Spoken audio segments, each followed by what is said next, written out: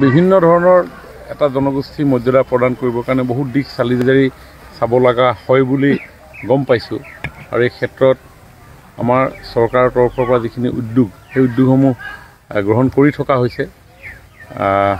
কিছু জাতি জনগোষ্ঠীৰ কাৰণে অসুবিধা বিশেষ হয়তো নাথাকিলেও দুই এক জাতি জনগোষ্ঠীৰ কাৰণে অলপ বিষয়বিলাক চাবলগীয়া বিষয় আছে। সৰ্বভাৰতীয় পৰ্যায়ৰ কিছু বিষয়ও এই জনগোষ্ঠীকৰণৰ ক্ষেত্ৰত হয়তো বিবেচনাৰ কাৰণে আহিব লগাত পৰিব পাৰে।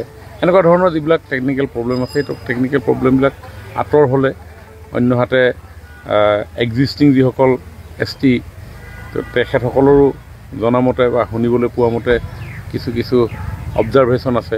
গতিকে এই বিভিন্ন বিষয় সামৰি সকলোকে সন্তুষ্ট কৰি চৰকাৰখনে লৈ যাবৰ কাৰণে প্ৰয়াস কৰিছে।